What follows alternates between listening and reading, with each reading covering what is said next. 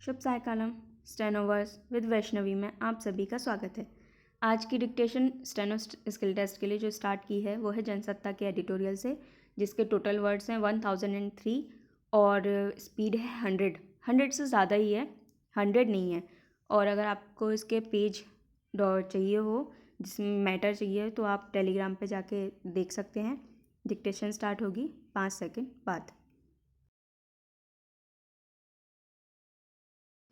Start. देश में हाशिए के तबकों के परिवारों की बच्चियों के स्कूलों तक पहुंच सकने के कितने स्तर रहे हैं, उनकी राहों में क्या बाधाएं रही हैं, यह जग जाहिर है।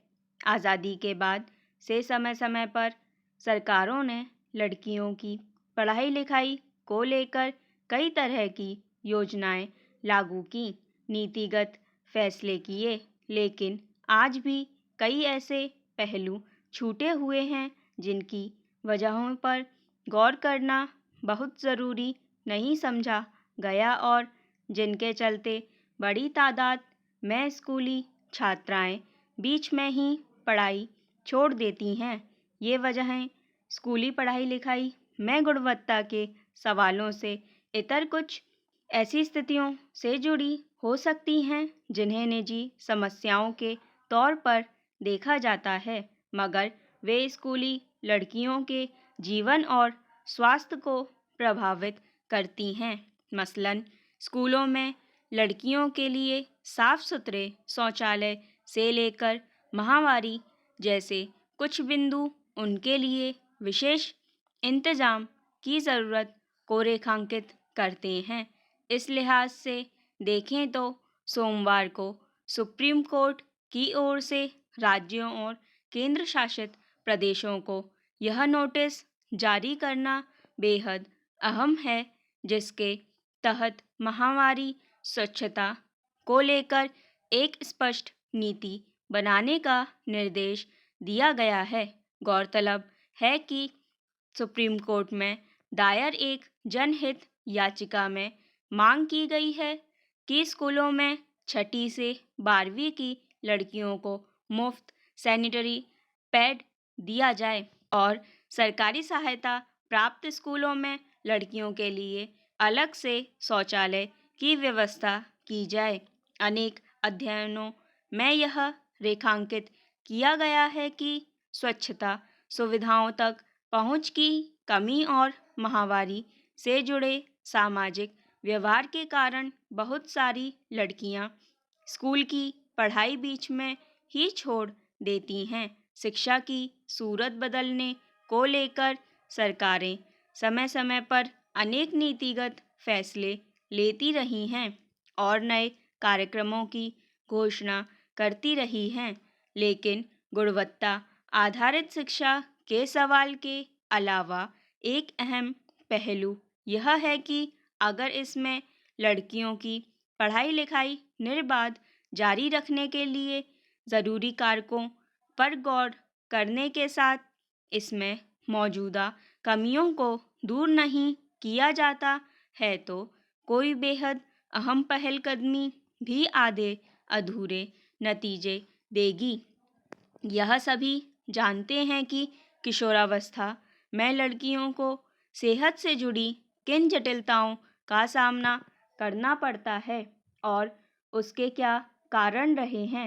सच यह है कि आबादी के एक बड़े तबके के बीच सामाजिक और आर्थिक चुनौतियों से पार निकलकर किसी तरह स्कूल पहुंची लड़कियां माहवारी से उपजी दिक्कत, पीने के साफ पानी और शौचालय जैसी बुनियादी ज़रूरतों के अभाव से दो चार होती हैं।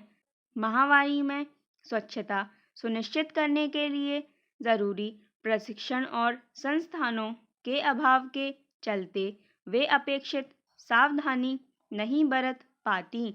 इसी तरह स्कूलों में अलग शौचालय का अभाव उनके लिए एक बड़ी समस्या होती है। इसलिए स्कूलों में लड़कियों के लिए अलग और स्वच्छ शौचालयों की व्यवस्था करने के साथ साथ कम कीमत वाले सैनिटरी पैड मुहैया कराने पर एक समान नीति वक्त का तकाजा है। इसके समानांतर सरकार को इस सामाजिक जड़ता को दूर करने के लिए भी नीतिगत पहल करने की ज़रूरत है, जिसके तहत कई समुदायों में आज भी माहवारी को लेकर नकारात्मक धारणाएं हैं। इसका खामियाजा आखिर लड़कियों को ही भुगतना पड़ता है। दरअसल कई बार दिखने में पारंपरिक चलन या सामान्य मानी जानी जाने वाली बातें समाज के एक बड़े हिस्से के लिए वंचना का काम करती हैं और यहाँ तक कि इनकी वजह से उनके अधिकारों का भी हनन होता है। इसलिए ऐसे मामूली दिखने वाले बिंदुओं पर भी गौर करके उसकी जटिलता को दूर करने का एक लोक कल्याण का दावा करने वाली सरकार की जिम्मेदारी होनी चाहिए। पूर्णविराम पैरा। दुनिया की सभी संस्कृतियों में बच्चों से स्वस्थ प्यार जताना एक सहज और स्वाभाविक भाव अभिव्यक्ति है। इससे संवेदनात्मक धरातल पर सामाजिक कड़ियाँ मजबूत होती हैं और भावी पीढ़ियों के भीतर मानवीय मूल्यों का ज़रूरी विकास होता है। लेकिन इसके बरक्स एक कड़वी हकीकत यह भी है कि सामाजिक व्यवहार के इसी पहलू को ढाल बनाकर कुछ ऐसी अवांछित हरकतें भी की जाती रही हैं जिसे बच्चों के शोषण के दायरे में भी देखा जाता है।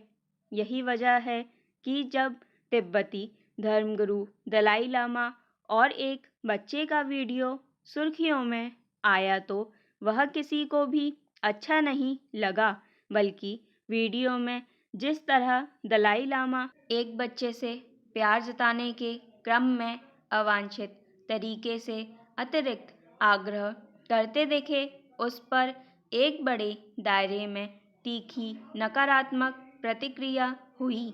खबरों के मुताबिक यह घटना करीब 1.5 महीने पहले की है।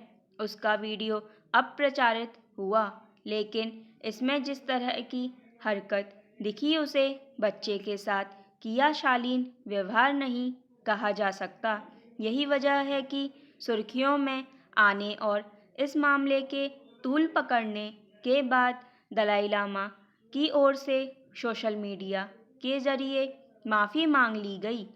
यह संभव है कि दलाई लामा ने उस बच्चे से जो भी कहा, उनके मुताबिक उसके पीछे कोई बुरी मंशा नहीं रही हो, लेकिन इस क्रम में जो किया गया उसे एक सामान्य अभिव्यक्ति कहना मुश्किल है। यूँ दलाई लामा इससे पहले भी अपने कुछ बयानों की वजह से विवाद में रह चुके हैं। मसलन एक समय उन्होंने अपनी उत्तराधिकारी किसी महिला के होने के सवाल के जवाब में कहा था कि उस महिला को आकर्षक होना पड़ेगा।